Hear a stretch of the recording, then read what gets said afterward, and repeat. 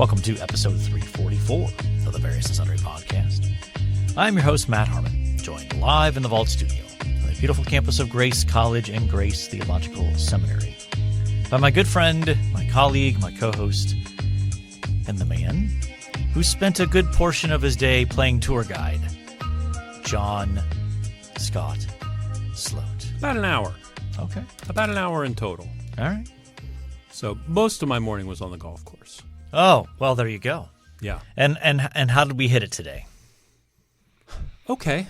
All right. Yeah. I had some great shots, and I had some where I just went, what's going on here? And yes, was bewildered by the mystery of the game of golf. So this was the Lancer Athletic Classic that helps fund our athletic department. Yeah, basically, I believe most of the Travel? money goes to travel. Yeah. Okay. And were you able to hand select and recruit your other three teammates for your foursome? It's a scramble, right? It's a scramble. Yeah. I recruited two, and then I was sort of desperate for my last one, so I ended up going with our chaplain to play with us. Wow. So. And how is our chaplain on the links? If it's an indication of his prayer life, it could be better. Wow, such shade. Such shade. Goodness. Okay. All right. So I'm taking that from that you didn't win. I don't think so. We shot minus 11. Okay. That's pretty good for a scramble. Yeah. How many mulligans were purchased by your crowd? 4 or 5. Okay. Is there a cap to number of? Yeah. There's, I believe, 4 or 5. I can't remember. So you bought the maximum. Yep. All right. Yep. And on one of those holes, I'm sure they had a Grace golfer out there who would tee it off or hit it on the par 3 probably. And yep. So that, and then they had a frisbee golf game where I entered a raffle. Okay. And then there was a softball game where I had to throw a softball in a net, and we got to move up tees if we were able to do that. And then there was a free throw shooting out on one of the holes. Really? And we hit 2 of 4, Okay. and we got to move up a tee box for that reason. If we hit 4 of 4, we got to move up 2 tee boxes. So, or 3 of 4. If we hit 3 of 4, we got to move up 2 tee boxes. So. And did you hit your free throw? I hit my free throws. Okay. Did our chaplain hit his free throw? He was the other one. Oh, yes. So the two ringers you brought in. Yes, they were much better at golf, less good at basketball. I see. Less good at basketball. I see. All right. Well, if you would like to contact the show and tell us about your own recent golf experience, you can find us on X at VNSPod. You can email the show, variousandsundrypodcast@gmail.com. You can find us on Facebook and on YouTube, and we would love for you to leave a 5-star rating on whatever platform you access the show. All right, John, let's talk a little sports. All right. This is kind of like the dead period. I Well, mean, MLB trade deadline yes, ends, that's true. I guess when this drops yesterday. Okay, so as we're recording today. Yeah. Oh, the Mets have made 3 trades today, and I'm not quite sure what has happened. Okay, so fire sale. It's a bit of a Everything fire must sale. go. Almost everything must go. Yeah. Wow. Baseball's so weird that way. Do you have thoughts on the controversy with the Dodgers and their acquisition of what's the pitcher's name from Skubal? Detroit? Yeah. I mean, I don't think they're doing anything wrong, right? Like Based on the rules. based on the rules, they're not breaking any rules Yeah. or doing anything wrong. I think they're operating within the rules that exist. Yeah. It's just that the rules are wonky. I think it's bad for the sport Yeah. to hoard and get players like this. Okay. Yeah, I don't think that's good. Yeah. So we'll see what happens. I mean, there most likely will be a lockout over it. And my understanding is it's over the Dodgers pretty much next spring. And competitive balance and Baseball just can't get out of their own way. yeah. So I don't know if you need so much of a salary cap as you do a salary floor. I think I've talked about this before, but there's a handful of teams, White Sox, Pirates or another. Marlins. They don't typically Rays. They tend to be at the bottom. They tend to be at the bottom. Now the Rays do it in the right way, where they're able to win a lot of games. Yeah, but those other teams don't do it well enough to win games, and so the Pirates, to kind of counter that narrative, the Pirates spent a whole lot this year, and it looks like they're going to be in the playoffs. They're looking quite good. So we'll see what happens. But I think a salary floor. And potentially some of these like deferred money contracts that the Dodgers are signing, I think those need to be reined in a little bit. So no more Bobby Bonilla deals. No more Bobby Bonilla deals. No. Yeah. But those have, to that point, they've been done for a long time. Yeah. They haven't necessarily been done with Shohei Ohtani. Right? I mean, that's a long time before he sees a lot of money. Yeah. Yeah. Yeah, that.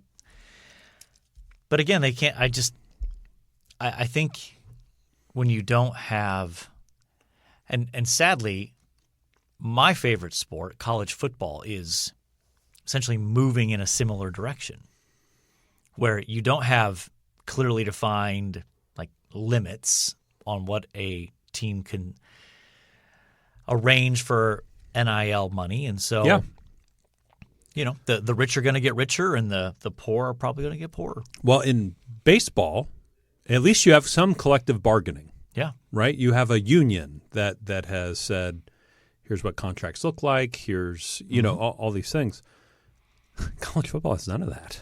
Correct. Right? It's just sort of the wild, wild west. Yes, though there has been an effort There is an effort going on right now to change that.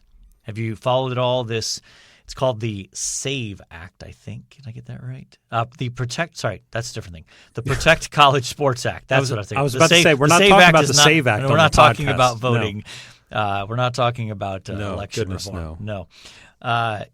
The Protect College Sports Act, yes, is in the Senate being hammered out in an attempt to provide a standardized platform or structure for NIL and revenue sharing and other things like eligibility, not requirements, but allowances or whatever. Because what you have happening there is the NCAA, although it's a pathetically weak organization, it does seem like when they do try to take a stand and do things, random college finds judge who went to said college, judge alumnus, and who issues a temporary restraining order or an injunction, and it is the wild, wild west. So, but we will see. We will see how that turns out, and it seems like, at least in terms of the NCAA, which really, what we're really talking about is college football and a little bit about college basketball, men's college basketball. Mm-hmm. Everything else is just dragged along in its wake in terms of this. Yeah.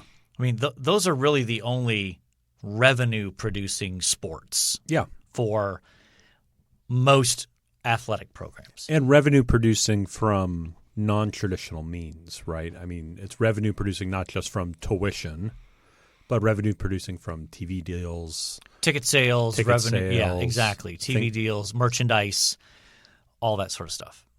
Yeah. And at the same time, those, like a program like Ohio State, they end up, their football program makes a truckload of money. And yet that ends up helping to fund the rest of the athletic department. So that, sports like women's field hockey, that's not a revenue-producing sport. That loses money. Yeah. So something has to compensate for that. And so part of what happens with this is you start seeing schools considering cutting non-revenue generating sports to try to focus on revenue-generating sports, which really ends up being basically football and maybe men's basketball. There are some rare, like I'm guessing UConn's women's basketball team. I bet that program makes money. Yeah. That's my guess. And there might be some soccer programs here and there where they're like, that's the big thing on campus. They make revenue out of that, But, yeah, it's just an interesting dynamic. But I think college football would be a lot better if they did have a clearly defined, almost essentially like a salary cap. Like every school can spend up to, fill in the blank, $20 million on NIL. And if you want to go out and spend $3 million of that on a hotshot quarterback that you think is going to win you a title, okay, well that means you've got $17 million left for the rest of the or you can distribute it however you want. The other thing that they need to fix in college sports is the transfer portal. They need to limit the number of transfers. We can't have this, guys playing 4 different places in 4 years. Like that's even more freedom than professional athletes tend to have. So interesting to see how that develops here. As we're getting ready, we're less than a month now away from college football. And that means like 5 weeks away from NFL football. Yeah. Our church picnic just got announced, and normally I say that's the start of the NFL season. Well, because it's always the Sunday. Now it's the Sunday after Labor Day. That's when they typically plan that. And that's typically the first Sunday of the NFL season. I mean, the season starts on a Thursday night now. Sure. But then you get the Sunday and then the Monday night doubleheader typically to start the season. Yeah, that's right. 2 games on Monday. So how you feeling about your Jets? I think I said this in a previous 6 wins. Yeah. I want 6 wins. Okay. If we get to 6 wins, I think there's a wide number of outcomes that you can have in an NFL season, right? There's sort of the 0 wins end. That's probably unlikely. You have to be historically bad to get 0 wins. But that's probably more in play for the Jets than the undefeated season at the moment. Yeah, I mean, if you're going to hold a gun to my head and say you have to pick which is more likely for the Jets. 0 wins. Everyone in the room is going with the 0 wins. There's also the meaty – I think I'm in the meaty part where 6 wins feels like both a step forward and realistic. I don't know what Vegas has us at. I'm going to check right now. But there's talent on the field. Let's say coaching goes well, our rookies play well, everybody takes their next step. Where we end up with 9 wins, 10 wins, and we're in the hunt for a playoff berth for the first time since 2009. Okay. The over-under is 5.5. Okay, the 6 is pretty good then. Yeah. Yeah. I'm rooting for 6 wins. Okay. Now, if Geno Smith has a down year, if our rookie offensive tackle that was so good last year takes a step backward, if some of the veterans we brought in don't pan out the way we want them to, I think they could be 4 wins or 3 wins. And I think there's probably a new regime at that time. Yeah, I think it would be interesting to see what's the threshold for them to stick with the current regime versus completely starting over. To blow it up. Yeah. Yep. I think if they hit 6 wins, if they look competent, and in losses, is the team giving up? Mm-hmm. Do they look like they have high effort? Are they close games? Are we putting together a competent game plan? Yeah. If we're doing those things and we have 6 wins, I think the regime sticks in place, and we. I think next season you're probably like playoff berth. You're talking about a playoff berth. Yeah. All right.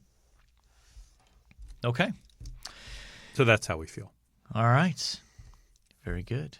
Very good. Yeah, we're like just over a month away from the start of the NFL season. Yeah. Hard to believe. Football season is almost here.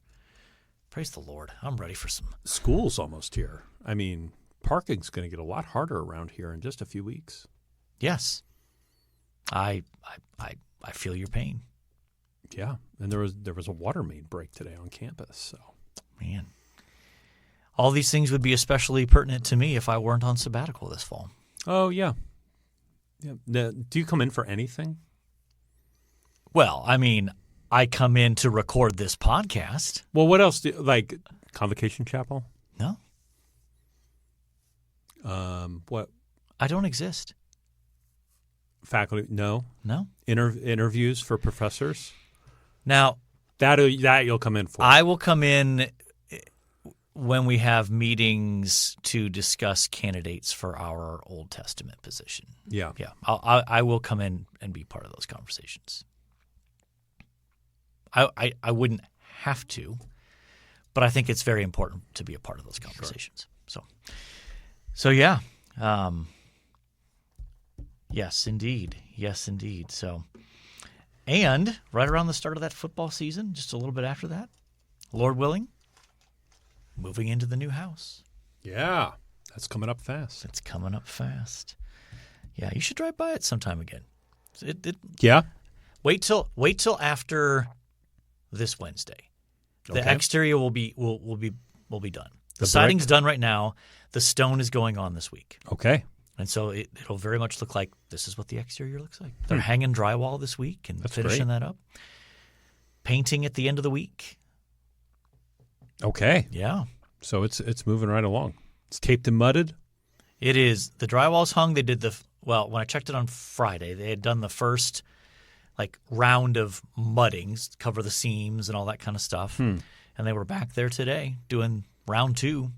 So that drywall stuff is supposed to be done by Thursday. So they can start painting Friday. Very exciting. Very exciting.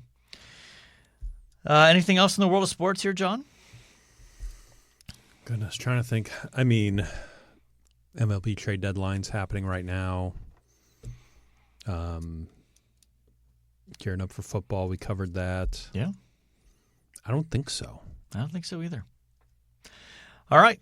Let's move on to our main topic. We're continuing our series on the Church Fathers. Part 4 today. Jerome. Yeah. This is the one I know probably the least about. Yeah? Yeah. Okay. How are you on Jerome? Well, I probably know a little bit less about him than Origen and Athanasius, and next week when we do Augustine. Yeah. Fair enough. But yeah, we'll work our way through this. He's considered a doctor of the church, right? Oh, for sure. Yeah. I mean, there are 4. Who are the 4 doctors of the church? I can name 3 off the top of my head. It'd be Jerome and Augustine. Ambrose is on that list. Ambrose, I wouldn't know the 4th. And then there's a 4th, and I can't think of who that is. But Jerome is a part of that 4. Yeah. And I had the thought those 3, Ambrose, Augustine, Jerome, are all kind of contemporaries. Yes. They all sort of live roughly about the same time. I mean, Jerome and Augustine had a pretty robust correspondence, is my understanding. Yes. And Augustine was saved under the preaching of Ambrose.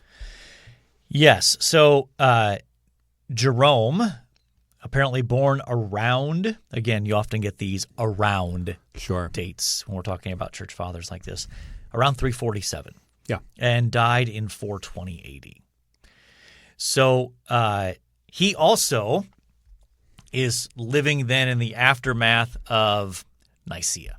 Mm-hmm. Yeah. And growing up even as the controversy with the Arians continues before things really solidify at the end of the 4th century, basically. 385, something like that. Yeah, it's Constantinople is the next the big one. Is the next kind of church council that kind of drives the stake more definitively into Arianism there. So what do we know about Jerome? So probably more for his works than anything else. I mean, sort of the big flashing light that we probably don't appreciate as much as Protestants is he He did the Latin Vulgate. Yes. So he translated the Bible into Latin, Yes. which had not been done previous, or there had been versions of it, but it was riddled with errors, is my understanding. Yes. He created sort of like the definitive Latin translation of the Bible that became the sort of standard Bible, really, of the church. Of the Catholic Church. Yeah. Up until... Well, really, till the Reformation. Well, and the Catholic Church continued to use it until the 1900s? They continued to use the Latin Vulgate in services? Yeah, I think that's probably right. Up until, I don't know, sometime in the 1900s they were using the Latin Vulgate in services. Yes. Yeah. And services were in Latin. Yes. Which is crazy. And we can talk about, we'll talk about his Latin translation, both the good and the bad. Well, let's get into it. Okay. I mean, you and I have both been to the location in Bethlehem, according to tradition, yeah, where he produced this translation. Yeah, I mean, he apparently, and maybe this is a bit of an aside, and this is where you want to go for, had a life of asceticism initially, right? Yeah. Sort of this, which we see as sort of a common theme with some of these church fathers, right? Mm-hmm. He's out in the wilderness, sort of living this almost monastic style life. Yes, and then eventually finds his way to Bethlehem. Yes, where he sets up camp at basically next door to the Church of the Nativity. Yep. And begins producing the Vulgate and other works. And so when we, I assume it's still the case today, when you visit the Church of the Nativity, you go downstairs. Yep. And see the, alleged traditional spot where they have a little plaque there. Yeah, a little plaque there where allegedly Jesus was born, and then you kind of continue walking. And people are bowing down to kiss it, by the way, which I know it was over 2,000 years ago a baby was born on that spot. Maybe. That's maybe still too soon. Okay. Still too soon. Still too soon. But then you kind of continue underneath the Church of the Nativity, and it kind of takes you into this larger kind of chamber area where, according to tradition, Jerome worked and studied and wrote and translated. And, yep. Yeah. As I was doing a little bit of prep for today, one of the sources I was looking at mentioned that apparently Jerome, it describes him as, let's see, I wanted to find this here. His blunt, often abrasive personality and his sharp criticism of the Roman clergy's laxity made him many enemies. I mean, let's be honest. Ascetic sort of scholarly types can be prone to lacking some of the finer social skills. Well, particularly ones that love them some language. Yeah, that's probably fair. Yes, so according to this source, Jerome ended up in Bethlehem in 386 and basically remained there until his death around 420. So, wow, 40 years. Yeah, 34. But 34, yeah. Again, math's not your thing. No, not my thing. It's interesting. When we think about his contributions, right? I mean, we've already started talking about the Vulgate. Before this, there are existing at least sections of the New Testament that have been translated into Old Latin that are in use, but not a definitive full translation both of the New Testament and the Old Testament that kind of served as the standard translation for the church. Yeah, until Jerome does it and translates New and Old. Yes. And translates the Old Testament, if I understand it correctly, translates from the Hebrew. That's correct. He makes he makes a decision. That's right. To do his translation from the Hebrew. Yeah. And not the Greek Septuagint. Yes. Which was considered, as I understand it, better. What was considered. I don't know if better is the right word. I think it was recognized that that as a general rule, the New Testament authors writing in Greek, generally when they use the Old Testament, were using the Septuagint rather than directly engaging the Hebrew Old Testament. And, as a result, since much of the church was Greek-speaking, that the Septuagint was kind of regarded as the kind of standard version of the Old Testament.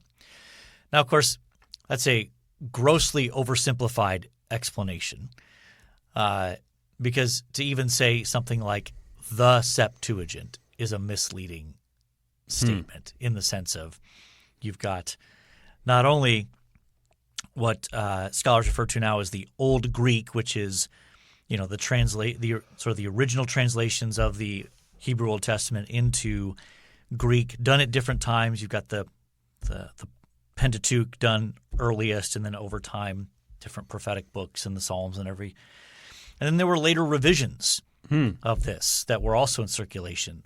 Aquila is a well-known revision of that. Symmachus, Theodotion, those are the three kind of revisions of different textual traditions there. And so all that to say, it can feel a little bit silly to say there was the Septuagint as if there was one exact document or collection of documents that everybody was using as the Septuagint.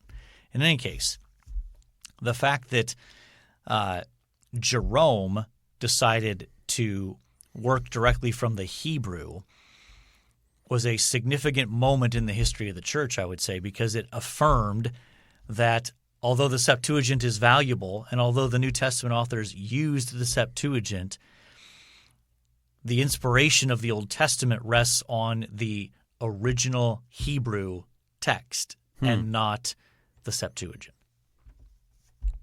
So that kind of set in place a conviction about the reliability and the nature of the Old Testament being rooted in its Hebrew textual tradition and not in the Greek tradition. And my other understanding about this is that Augustine felt differently.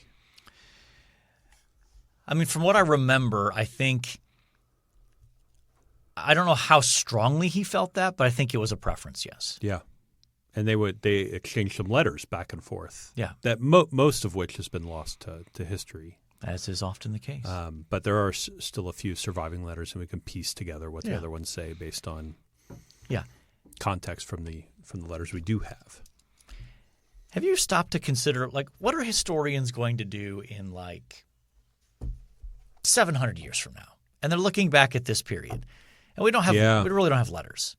Gmail. They're going to get a hold of your Gmail account. Are they going to be able to access the Gmail account of someone like a Don Carson and I have no idea. And a Greg Beale and an N.T. Wright and see them talking back and forth in private correspondence? And I have no idea. I don't know. I suppose it depends on what our AI overlords will allow. So. Yeah. I have no idea.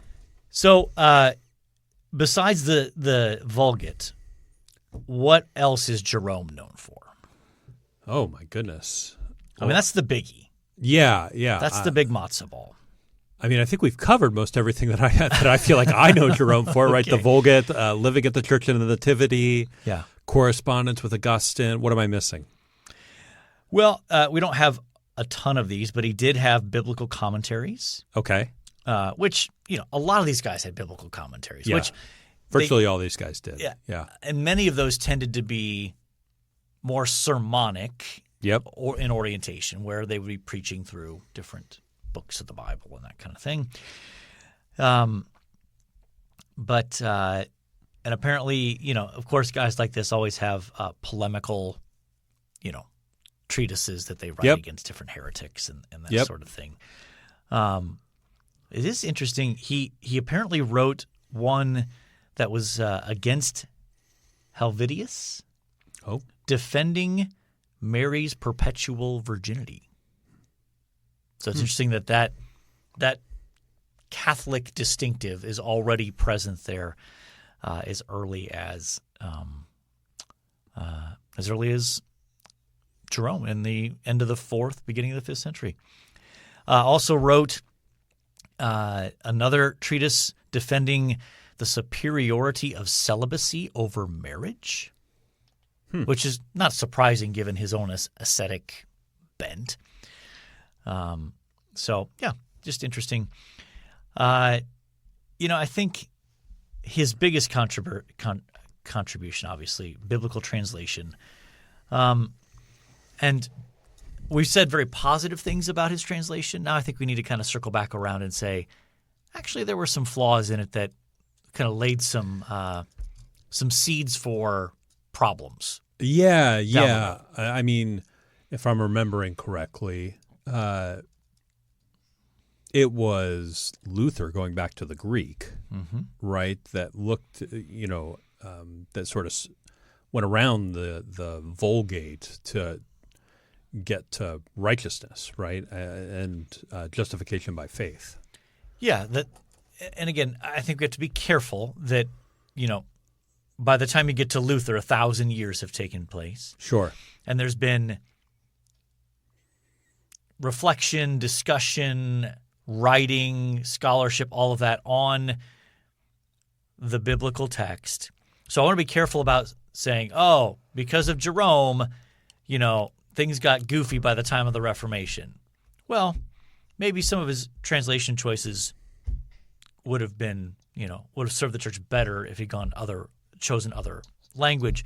But at the same time, you've got later writers and thinkers building on that and then kind of creating this elaborate explanation that, maybe Jerome himself would have looked at and thought, that's not what I meant. That's not what I meant or what the biblical text means. So, I think, he also had some writings against Pelagius. So, good for him to. So he and Augustine teaming up. Yeah. I mean, that's not a good spot to be in. When you got those two. No, it's not. It's a bad spot. Indeed. Yeah, for sure. Anything else on our good friend Jerome? I don't think so. All right. Time now for This Day in Sports History. All right, This Day in Sports History, August 4th, 2026. Wild. 1910 MLB pitching duel. The Philadelphia A's, Jack Coombs, and White Sox, Ed Walsh, pitched to a 0-0 tie in 16 innings. That's an almost incomprehensible sentence. That today. They both pitched 16 innings? And scoreless at that. Yeah. 1936, American athlete Jesse Owens wins his second gold medal at the Berlin Olympics, defeating German Luz Long in the long jump final with an Olympic record. I thought we were going to get a distance there. It's not there. We did not get a distance there, but yes. That's the Olympics that's famous for, Jesse Owens in part famous for him winning as a African American athlete, winning 4 gold medals in the backyard of Adolf Hitler and his Aryan nonsense kind of stuff. 1948. By this time, Hitler was gone. Yes. Fanny Blankers-Koen? Yeah, sure. Koen of the Netherlands wins the 80-meter hurdles in an Olympic record of 11.2 seconds at the London Games, the second of an unprecedented 4 individual track and field gold medals. Fanny Blankers-Koen. Yeah. Yep. Fanny Blankers-Koen. Also in 1948, I imagine this is also Olympics. Yes. Hungary's Olga Giamatti wins the first ever Olympic women's long jump competition at the London Games. Yeah. 1982, outfielder Joel Youngblood is the only MLB player to get hits for 2 different teams in 2 different cities on the same day. Singles for the Mets in Chicago day game, gets traded, and then singles for the Expos in a Philadelphia night game. That's exciting. That's pretty cool. That's incredible. Yeah. Joel Youngblood. I mean, I figured I'd throw you. I mean, it's an impressive feat, but I also figured I would throw you a very easy name in the midst of some Olympic names that are maybe not as easy. Yeah. I see another one here. Yep. In the year, is that 2012? Yeah. Not 20,212, yes. Okay. South African Oscar Pistorius That's right. becomes the first double-leg amputee to compete at the Olympics in the 400-meter event in London. He is out in the semifinals. Do you know anything about him? No, nothing about him. Okay. His nickname was the Blade Runner. Oh, I have heard that before. Okay. And after this, I forget what year, I saw a documentary on this. It's a tragic story. He shot his girlfriend. Oh. And he claimed, so he shot her like through a door. And he claimed he thought it was an intruder. And so he shot and killed his girlfriend accidentally. Gosh. The prosecution, of course, says, no. That wasn't an accident. It was intentional. So I forget the name of the documentary, but he had an interesting story. I mean, as you can imagine, a double amputee. And there was a bunch of controversy about, should he be allowed to run?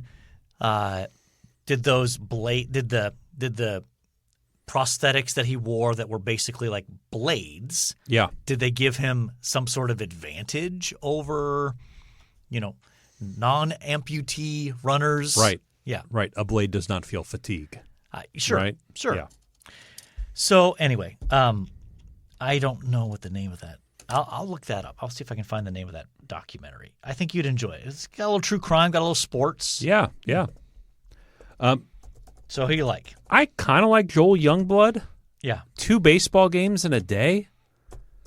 That's pretty cool. I agree. In 2 different, and not like, well, I played a day game for the Cubs and a night game for the White Sox. Yeah.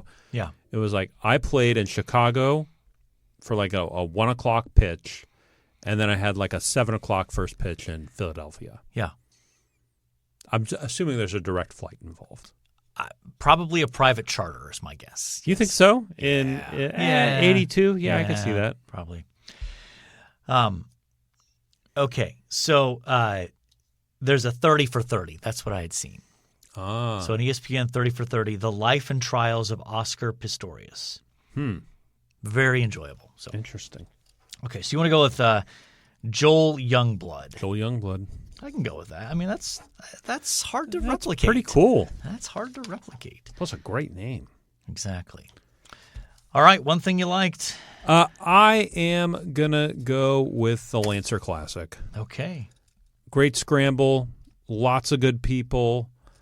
Had a couple bratwurst. Man, a good bratwurst is hard to beat. Yeah. Had a good group of guys to play with this morning. Yeah. It's a good time. It's a good time out there. Okay. On Stonehenge. Did you talk to any of our coaches while you were there? I sure did. Because they're out there, meeting and greeting and saying hi to folks. I booked lunch with our basketball coach, so he and I are getting lunch in a couple of weeks. Nice. Okay. I saw the softball coach. Okay. I saw, who else did I see? Softball coach. Soccer coaches out there? I saw the women's soccer coach out there. Yeah. I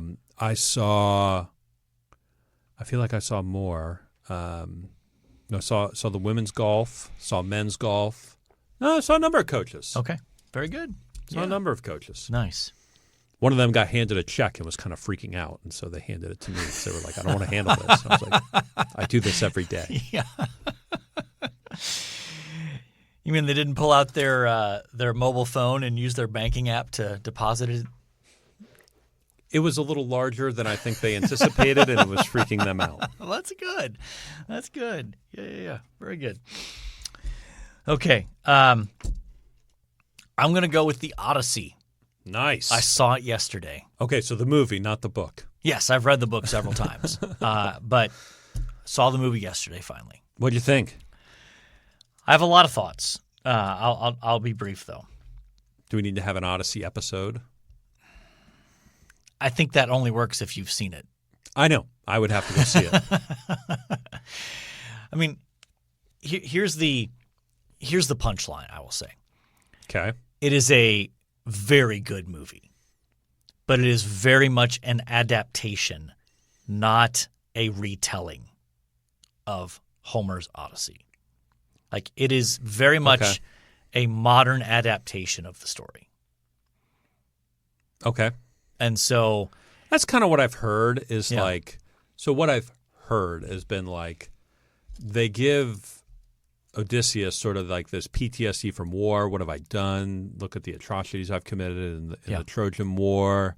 And he's like dealing with that on his way back, trying to get home and, you know, all these things. And that never really happens in the book whatsoever. Like, that's sort of like adding in modern PTSD into the storyline that's not really there. Yes, I think that's a fair assessment. Though I do think that in the actual Odyssey itself, I do think Odysseus feels badly that he's lost his men. I think he genuinely cared for his men. Mm-hmm. So that's the closest I think you get in the actual Odyssey to regret, but not regret, just sorrow over losing comrades. Not, I don't think you really see.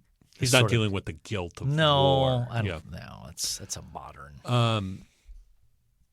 So, another question: do they do the siren? Yes, it's pretty brief, but they do it. Yep. Do they do the Cyclops? Yes. Okay. Yes. It's a little modified. Okay. And I don't know. Do I want to give a spoiler? It's not a huge spoiler. I'm fine. Go. Okay. So part of that story turns.